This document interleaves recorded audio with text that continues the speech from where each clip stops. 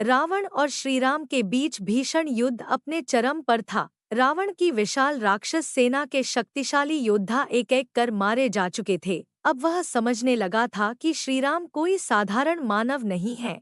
रावण के मन में हार का भय व्याप्त होने लगा था और उसे लग रहा था कि अगर शीघ्र ही कोई चमत्कारी सहायता न मिली तो उसकी पराजय निश्चित है। इसी चिंता के बीच उसे अपने सौतेले भाई अहिरावण का स्मरण हुआ। अहिरावण मायावी विद्या का अद्वितीय ज्ञाता और माता भवानी का परम भक्त था। उसकी माया की शक्ति अपार थी और कोई उससे इस विद्या में टक्कर नहीं ले सकता था।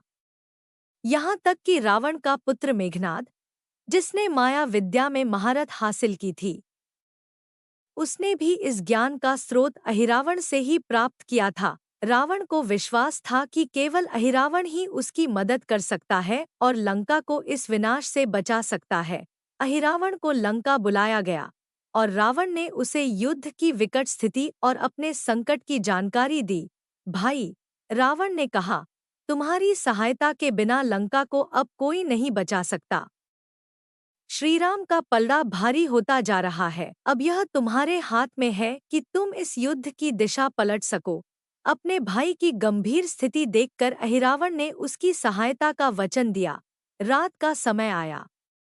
युद्ध विराम था और दोनों सेनाओं के योद्धा गहरी नींद में डूब चुके थे। इसी समय अहिरावण ने अपनी मायावी शक्तियों का प्रयोग किया। उसने अपनी माया से पूरे शिविर को अचेत कर दिया। यहाँ तक कि विभीषण भी इस माया से प्रभावित हो गए। सभी को अचेत कर अहिरावण ने श्रीराम और लक्ष्मण को अपने मायावी पाश में बांध लिया और उन्हें पाताल लोक ले गया। सुबह जब विभीषण जागे तो उन्हें इस दुर्घटना का आभास हुआ। श्रीराम और लक्ष्मण के बिना सेना में हड़कंप मच गया। विभीषण तुरंत सुग्रीव, जामवंत और अंगद के पास गए और उन्हें स्थिति से अवगत कराया। हे विभीषण, जामवंत ने चिंतित होकर कहा, ऐसी माया कौन रच सकता है जो स्वयं आपको भी बेहोश कर दे? विभीषण ने कहा, यह अहिरावण का ही कार्य हो सकता है। वह रावण का सौतेला भाई है और एक महान मायावी है। वह श्रीराम और लक्ष्मण को अपने पाताल लोक ले गया है। अब समस्या यह है कि उन्हें बचाने कौन जाएगा।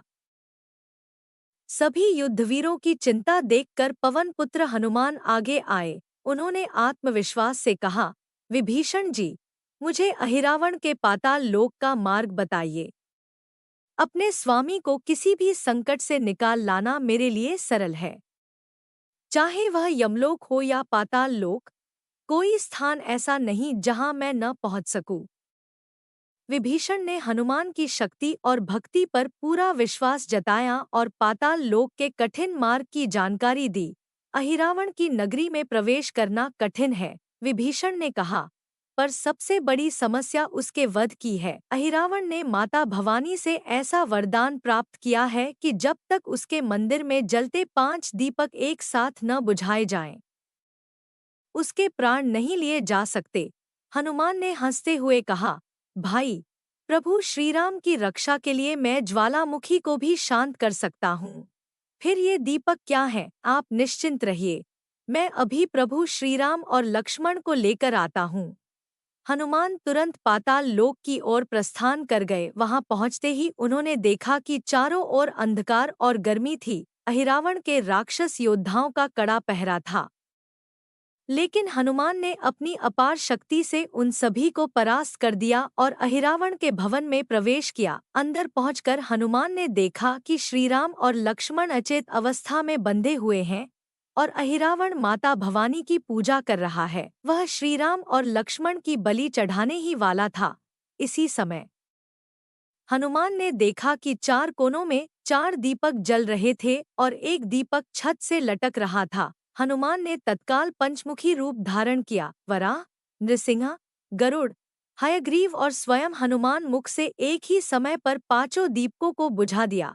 यह देखकर अहिरावण क्रोध में भरकर हनुमान से युद्ध करने दौड़ा, लेकिन उसकी सारी माया विफल हो गई। हनुमान ने अपने महाबली रूप से अहिरावण का वध कर दिया और श्रीराम तथा लक्ष्मण को मुक्त कर दिया।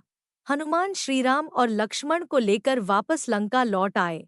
जहां पूरी सेना ने उनका स्वागत किया। कृपया वीडियो को लाइक, सब्सक्राइब और शेयर करना न भूलें।